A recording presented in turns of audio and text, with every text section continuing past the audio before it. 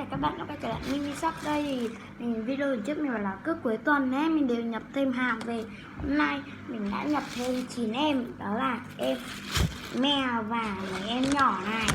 Đây, em này không có bao bì thì mình đựng vào đây nha. Đây là một em to này nữa. Đấy, rất là phê. Em này chưa gì mình đã giá vào đây rồi này, 105k nha. Mình mua 100 mình bán 105 luôn. Đó.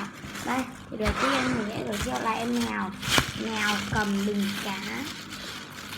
Đây, có em này rất là chậm tăng luôn nha, không bị lỗi gì nha. Lúc mua thì nó đã bị nhem ở đây một tí rồi. Em này mình bán là 80 nha.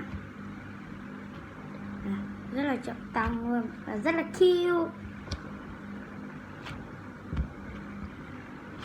Đó, có cái bình cá ở đây nè. Đó, em này mình là 80 nha. 80. Video lần sau mình sẽ làm đại chiến Vixi. Đó. Đây, để tiếp theo là em này. Mình lại chiến Vixi một chị mình. Em này là em gì ấy mình quên tên rồi. Em này trong game nè.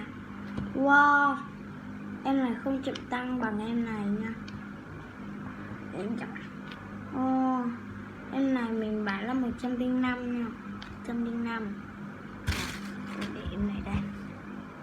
Tiếp theo là mấy em nhỏ nha. Thì đầu tiên mình có em mặt là kiểu tức giận một tí nhưng mà nó vẫn há mồm ra. Em này là mặt màn thầu loại bé. Nó rất là xinh luôn. Mình bán 10k nha, 10k này. Tất cả em nhỏ này mình đều bán 10k nha, 10k này.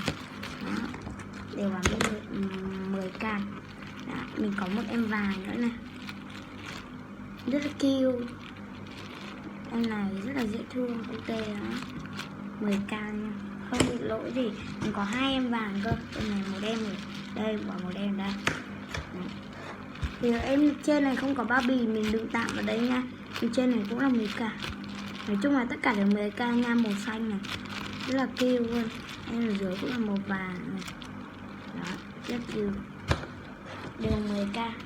Rồi lên mình có em xanh nữa nè, cute quá. Rồi, có móc khóa nữa nha. Em này thì mình mua một cái rất là sai, không có mặt mũi các bạn ạ. Nhưng em này cute hơn mấy em khác nhiều. Em này không có mặt mũi nhá, vẫn 10k thôi.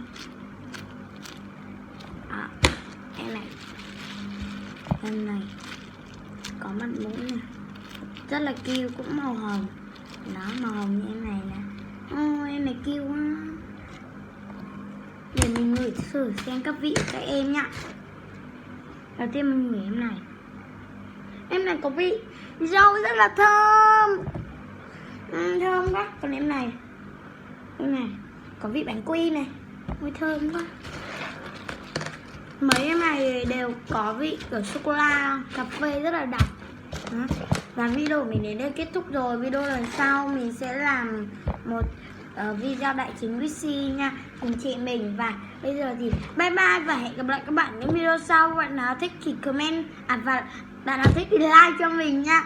Và nếu các bạn nào mua thì để dưới phần mô tả nha. Nhớ đăng ký kênh mình nha. Bye.